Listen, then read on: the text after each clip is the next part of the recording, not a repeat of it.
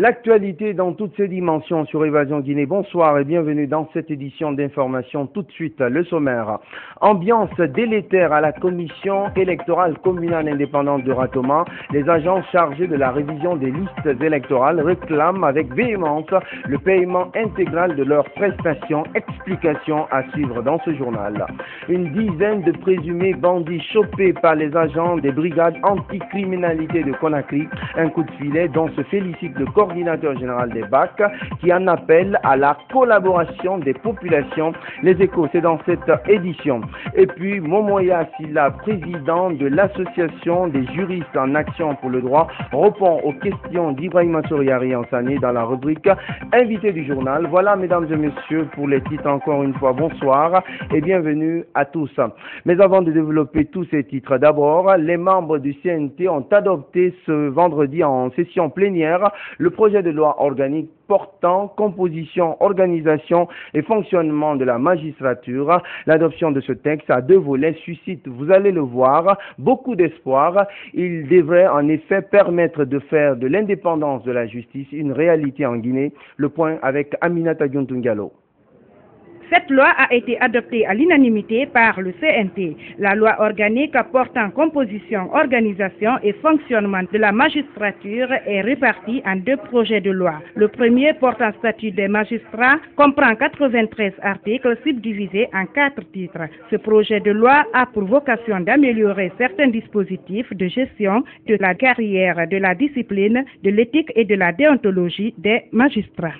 Cette loi gouverne les nominations, mutation, avancement, promotion, détachement, vacances, régime disciplinaire, admission à un congé de maladie de longue durée, en disponibilité ou à la retraite, ainsi que leur réintégration. Les obligations professionnelles sont les mêmes pour l'ensemble des magistrats, quels que soient leurs emplois et leur position hiérarchique. Le deuxième, celui portant Conseil supérieur de la magistrature, est composé de 47 articles répartis dans des dispositions générales et dans 5 chapitres à la différence de la loi L010, CTRN du 23 décembre 1991.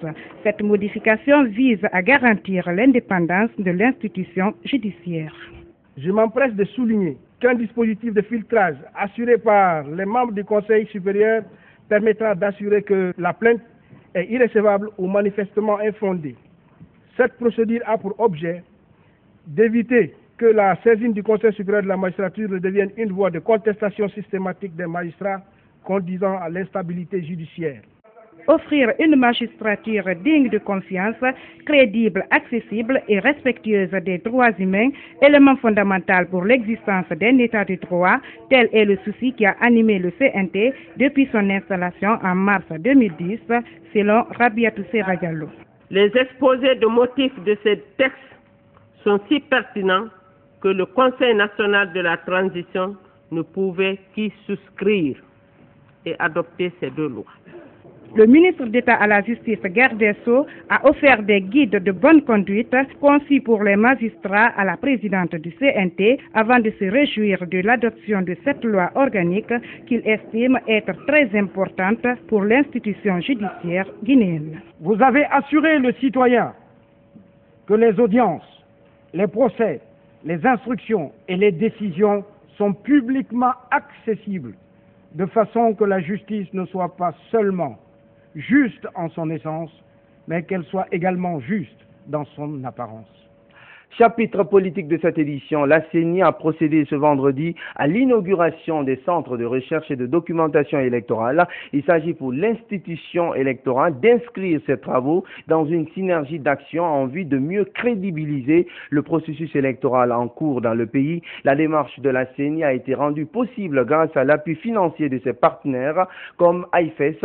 Les précisions dans ce reportage de Gao Bachir. C'est poursuivre le fonctionnement des activités sur le terrain dans un souci de transparence et de renforcer la coordination de l'information en temps réel que la CENI a mis en place ce centre d'appel et d'information. Il doit servir les départements installés au sein de celui de la transparence. Quant au centre de recherche et de documentation, il est une initiative commune de la CENI et d'AIFES. Sa mise en place a été possible grâce à l'appui financier du gouvernement américain à travers l'USAID. Il servira en tant qu'outil didactique pour l'information, la formation, la recherche et la documentation sur les systèmes électoraux ainsi que la promotion de la démocratie en Guinée. La direction de la transparence, monsieur le représentant de l'USAID, bénéficie de l'assistance réelle de AIFES grâce aux biens financiers que vous nous avez accordés à travers son projet d'appui à la CENI. Également, la transparence, notamment sa direction, bénéficie de l'aide du bureau de la CENI, de son président. Notre centre démarre avec des moyens très modestes, ce qui ne nous empêche pas de nourrir de grandes ambitions. Nous disposons d'ores et déjà d'une salle de lecture de 14 places, de 3 ordinateurs dont 2 sont affectés au service des usagers. Le centre de documentation est au service de tous les acteurs du processus électoral en Guinée, ce qui va des membres de la CENI aux observateurs électoraux et aux médias en passant par les partis politiques, la société civile, l'administration, les chercheurs, les étudiants et les professeurs. Les femmes et les jeunes vont constituer une cible particulière pour le centre en raison du fait que ces 2 couches sociales forment la majorité écrasante de la population. Avec l'appui de USAID, nous avons pu mettre à la disposition du centre une spécialiste dans la maintenance de bases de données et nous avons formé 2 stagiaires qui continuent de l'alimenter au fur et à mesure qu'ils reçoivent les listes des noms et autres données en provenance des départements de la CENI. Satisfait, le président de la CENI mesure à sa juste valeur la réalisation de ces centres. Les 2 caractérisent des éléments fondamentaux de la CENI, à la fois l'offre statique d'information à travers le centre de documentation, car l'éducation, c'est aussi justement l'apprentissage, mais en même temps aussi la gestion de l'information. Le centre de documentation de la CENI, dans ses caractéristiques et ses objectifs, ce serait une première dans notre pays qui est cette spécialisation thématique sur le processus électoral en termes d'offres de documentation et d'informations spécialisées sur le processus électoral. Plus d'informations sera communiquées sur les heures d'ouverture d'accès à ces centres après les élections législatives. Restons toujours dans le siège de la CENI et cette grogne à la commission électorale communale indépendante de Ratoma. Je vous l'annonçais au sommaire de cette édition. Ce vendredi, les agents chargés de la révision des listes électorales ont laissé éclater leur colère contre le non-paiement intégral du montant qui leur est dû. Certains estiment que la CENI leur est redevable de la somme d'1,2 million francs guinéens, alors que d'autres réclament à corps et à cri le paiement de 2 millions de francs guinéens. Les explications dans ce reportage de Mfali Guilavogui.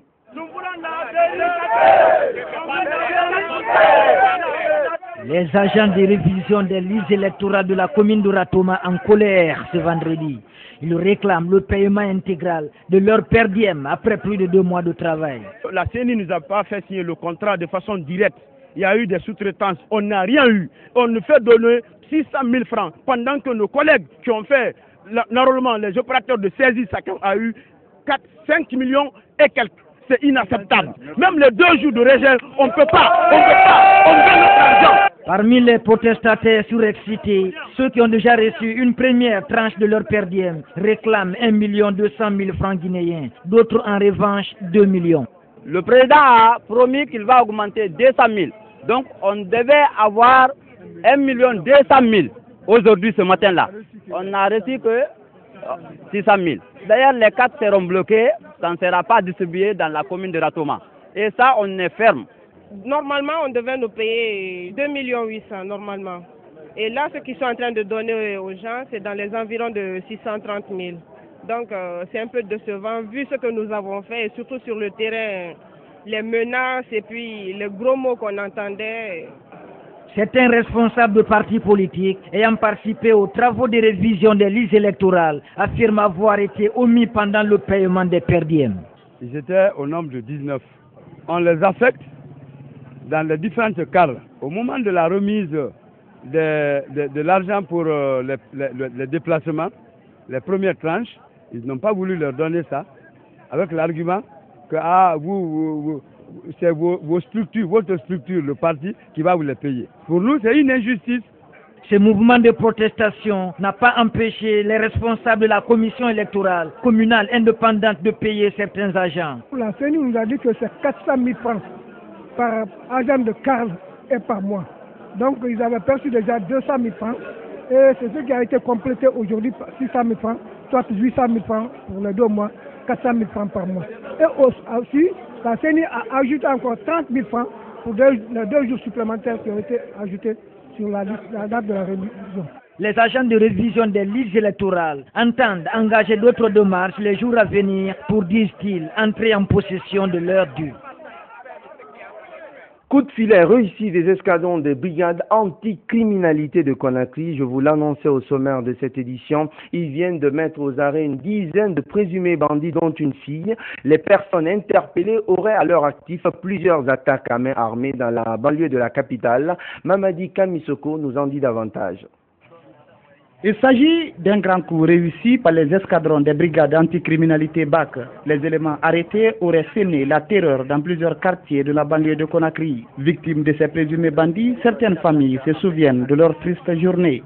Vendredi passé, vers 0h30, j'entends les bruits dans la cour. En ce temps-là, je suis au lit. Je me suis levé, je vais descendre pour aller voir qu'est-ce qui passe dans la cour. Subitement, ils ont tapé la porte, ils ont rentré. On m'avait trouvé au lit. Il y a quelqu'un parmi eux qui m'a frappé sur la tête. Après tout ça, on me demande de l'argent. J'ai identifié 3 personnes parmi eux.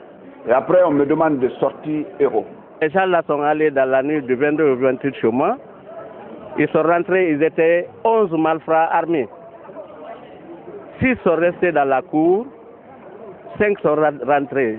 2 sont restés armés au salon et les 3 sont allés me trouver au lit. Je ne vais pas énumérer tout ce que j'ai perdu parce que tous les bijoux de madame, son or, mes habits, mon ordinateur portable, 5 téléphones et beaucoup d'autres choses. C'est dans l'opération de ratissage en cours dans des zones jugées criminogènes par les BAC que les 10 personnes, dont une jeune fille, ont été interpellées. La plupart des individus arrêtés sont des récidivistes. Sidiki Kamara, alias ivoirien, spécialiste dans les vols de voitures, est sorti de 5 ans de prison il y a 2 semaines. Et c'est à la maison centrale qu'il a fait la connaissance de Mohamed Kamara Djomed. Cet autre, Mamadou Alpha Diallo, dit El Gougué, serait un élément de Souka. Ce dernier, bien qu'étant condamné à 20 ans de prison, continue d'échanger avec El Gougué via le téléphone. Le cas illustratif s'est même produit au petit matin de son arrestation. Mais les mis en cause ont opté pour la négation des faits qui leur sont reprochés. J'ai été arrêté, c'est lui qui a dit mon nom, soit disant que je connais où on peut arrêter son ami là.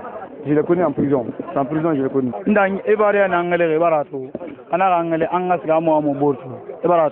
Maintenant, je directement qui sort papa, et pense. Mkelek Bambeto men, 4 personnes.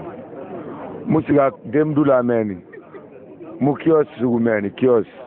Qu'on a c'est mon kiosque. Va comprendre. Après, Moubala Gerabadega, Mouna Mouasia Sono. Na gardia qui Rambi. Atlantan Boumnekine, 2 balles. Ce dernier intervenant, Tchorno Amadou Diallo, a été atteint d'une balle tirée par une de ses victimes. Il soutient que les autres membres de son groupe se sont enfuis. La coordination générale des BAC se dit satisfaite de l'engagement de ces hommes sur le terrain. C'est des sentiments de satisfaction. Quand ma unité travaille d'arrache-pied sur le terrain et que les preuves sont là, j'appelle preuves les armes avec lesquelles ils opèrent. Les armes sont visibles. Les bandits qui sont pris en flagrant délit au moment des faits, sur les faits, sont là, je ne peux que me réjouir. Ça, c'est un fusil à pompe qui est très puissant, qui est plus puissant que le calibre 12 ordinaire. Donc voilà comment ils ont modifié ces fusils-là pour leur permettre vraiment d'atteindre leurs sales besoins. Le coordinateur général des brigades anticriminalité a ensuite lancé un appel à la population pour une franche collaboration afin de démasquer les bandits, le grand chemin. Dans le même registre, saisi d'un véritable arsenal de guerre dans une résidence privée sise à Nongo, dans la commune de Ratoma, des armes de gros calibre ainsi qu'une importante quantité de munitions ont été découvertes sur les lieux. Les personnes interpellées dans le cadre de cette saisie ont clamé leur innocence.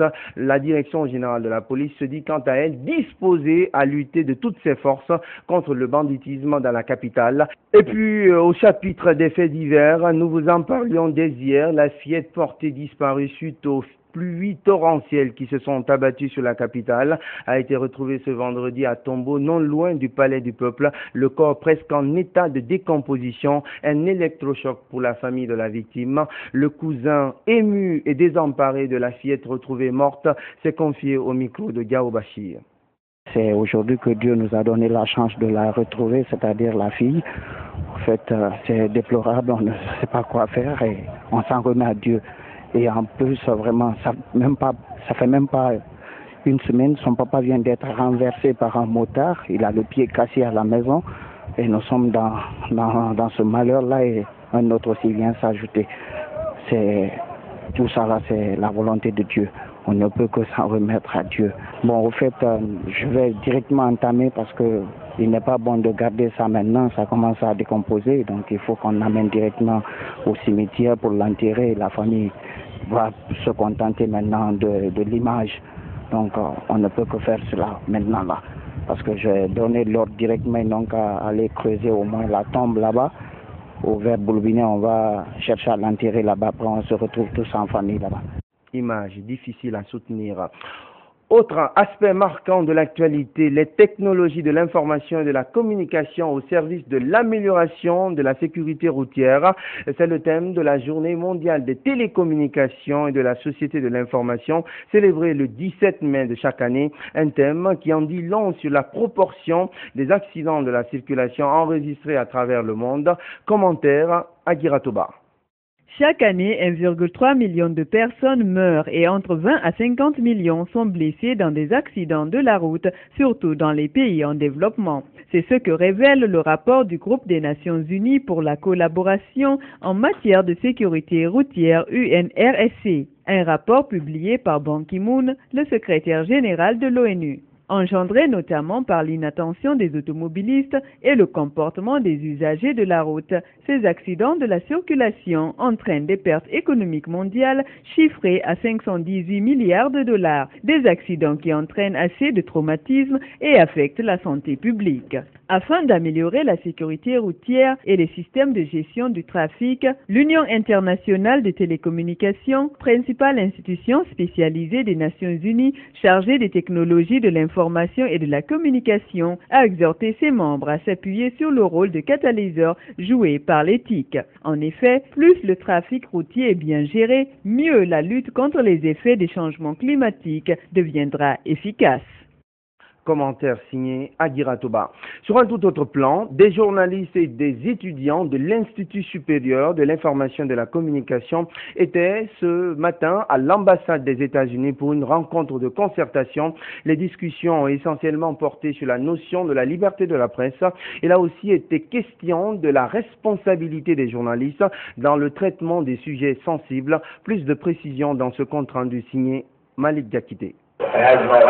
Tout a commencé par la projection d'un film de George Clooney intitulé Good Night and Good Luck, un film qui traite de la liberté de la presse et des pressions qui accompagnent l'exercice du métier de journalisme. Cela a été traduit par le journaliste Edouard Moreau, un célèbre présentateur sur la chaîne CBS à travers son émission télé. Après 89 minutes de projection, les journalistes et étudiants présents ont échangé avec le directeur de l'Institut supérieur de l'information et de la communication qui estime que la Guinée commence à faire un grand pas dans le sens de la liberté de la presse. L'exercice de la liberté de presse sans une dose de responsabilité est comme de vivre sans cerveau. Ça veut dire que c'est vrai, aujourd'hui, nous sommes en train de rentrer de plein pied dans la liberté d'expression parce que la loi guinéenne la consacre et parce que c'est une liberté fondamentale de l'homme.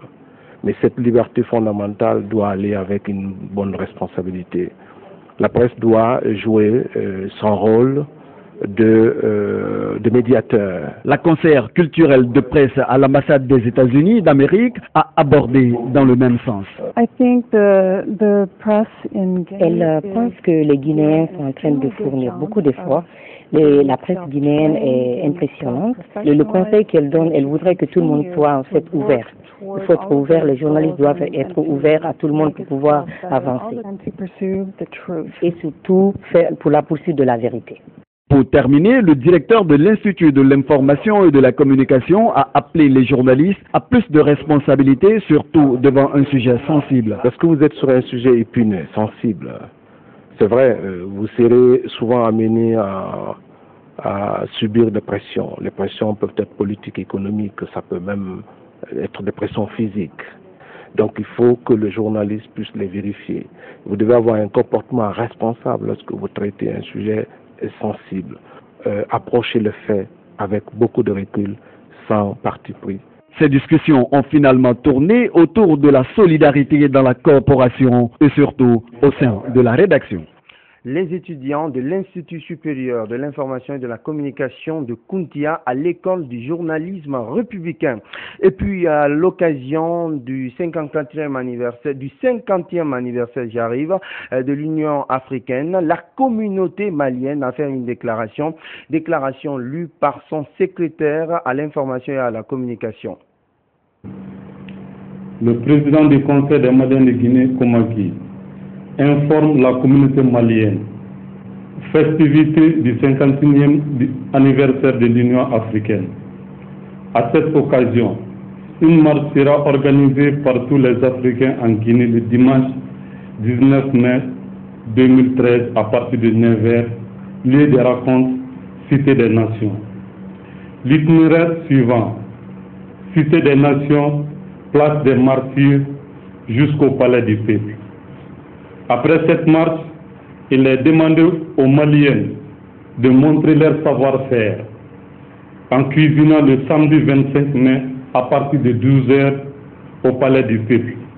En comptant sur votre mobilisation habituelle, la participation de toutes et tous est vivement souhaitée. Signé le président du Conseil, Alou Traoré. Et puis j'ajoute que la semaine de l'Union africaine commence à partir de demain. Tout autre chose maintenant dans l'actualité, les semaines se suivent et se ressemblent décidément pour la société de téléphonie mobile Celcom Guinée et ses abonnés. 7 d'entre eux viennent de gagner chacun une moto. C'était à l'issue de la 8e série des tirages moto qui s'est déroulée ce vendredi à Almamia, siège de la société. Saran Camara était de la partie, voici son compte rendu. Celcom Guinée nous dit donc ce soir, vous avez gagné une moto!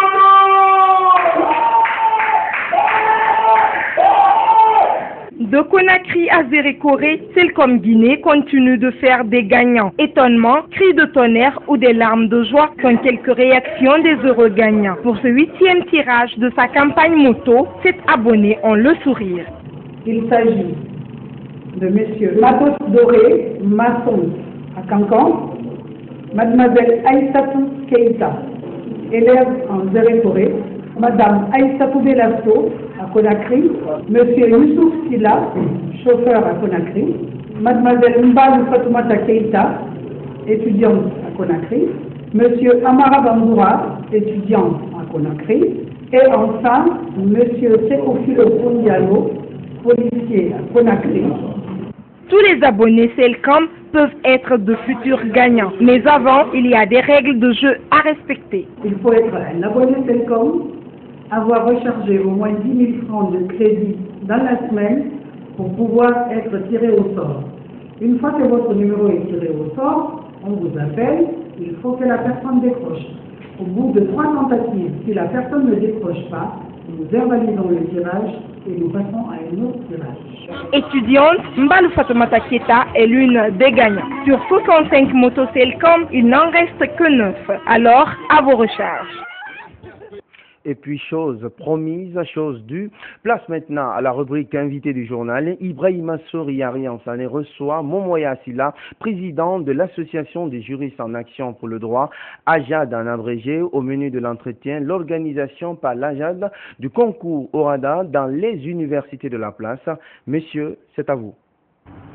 Bienvenue dans la rubrique invité du journal et aujourd'hui, ce soir donc, nous recevons sur ce plateau Monsieur Momoya Sila, il est le président de l'association des juristes en action pour le droit. Bonsoir. Bonsoir monsieur. Voilà, à entendre parler de votre association, on a l'impression que c'est une association de défense des droits de l'homme. Présentez-nous un peu cette association. Merci beaucoup. Et avant de parler d'abord de notre association, permettez-moi d'abord de vous remercier pour l'occasion que vous avez offerte aujourd'hui à notre association de s'exprimer sous vos antennes. Notre association, elle est dénommée Association des juristes en action pour le droit, en abrégé AJAD. L'AJAD est une association apolitique, à but non lucratif, qui a été agréée depuis le 11 avril 2011. L'AJAD, ce que vous avez dit, c'est l'une des préoccupations de l'AJAD, la défense des droits de l'homme, mais ce n'est pas exclusivement ce que nous faisons. L'AJAD a 3 objectifs principaux. Lesquels? L'AJAD fait la promotion et la vulgarisation du droit. L'AJAD assiste, conseille et soutient les étudiants en droit dans le cadre de leur formation académique. L'AJAD se bat aussi afin de rendre les professions juridiques et judiciaires accessibles non seulement aux citoyens de manière générale, mais surtout aux étudiants particulièrement.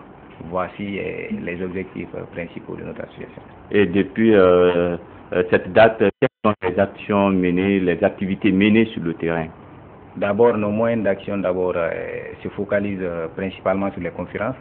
Depuis la création de notre association et son agrément à la date que je vous ai indiqué tout à l'heure, nous avons fait beaucoup d'activités, notamment les conférences. L'année passée, nous avons organisé 2 grandes conférences. Toutes les 2 conférences se sont réalisées au Centre culturel franco-guinéen. La première conférence portait sur le Conseil supérieur de la magistrature. Beaucoup d'universités, beaucoup de journalistes même étaient là-bas.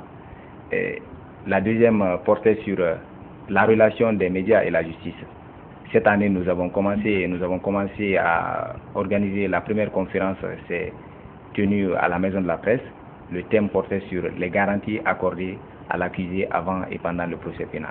Alors, vous avez en perspective l'organisation de la remise du prix du meilleur étudiant en droit au OADA. C'est sa première édition, ça sera demain? Oui, ça sera demain à partir de 15h30 à l'Université unique de Lambaye, demain 18 mai 2013. D'abord, le prix, comme vous avez indiqué, c'est prix meilleur étudiant droit au OADA. Ça veut dire? Bon, d'abord, je reviens sur OADA. OADA signifie l'Organisation pour l'harmonisation en Afrique du droit des affaires. Vous savez, comme je vous ai dit au départ, que c'est pour la promotion et la vulgarisation du droit. Nous, la particularité de notre association, on ne se focalise pas, comme ce que vous avez dit, la défense des droits. Nous faisons la promotion du droit de manière générale. Il se trouve aujourd'hui que l'OADA, comme je vous ai dit, c'est une institution qui a été créée pour mettre à la disposition des pays qui sont membres, qui sont aujourd'hui 17, c'était 16, et avec l'arrivée de la République démocratique du Congo, nous sommes aujourd'hui 17 dans cet espace communautaire. Donc, l'institution a pour but de mettre des règles juridiques simples, modernes et adaptées à la situation de l'économie des pays qui sont membres. L'OADA a été créé pour résoudre un problème d'insécurité juridique et judiciaire qui sévissait en Afrique. Comment vous avez organisé ce prix? Ce qu'il faut préciser, demain, la journée de demain, ça sera pour la remise du prix. Ça veut dire quoi? Ça veut dire que les différentes étapes du concours sont déjà passées. Effectivement.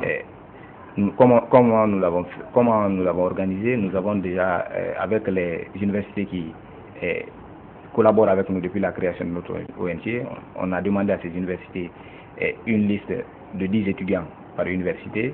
Il y a 5 universités qui ont répondu. Donc, sur cette liste de 50 étudiants, nous avons fait une présélection sur la base des lettres de motivation qui ont été fournies par chaque candidat. Nous avons retenu 15, c'est 3 par université. Après l'étape là, nous avons soumis ces 15 étudiants à un test écrit dont le sujet de dissertation était axé sur la législation OADA. Après cette étape, c'était le dimanche.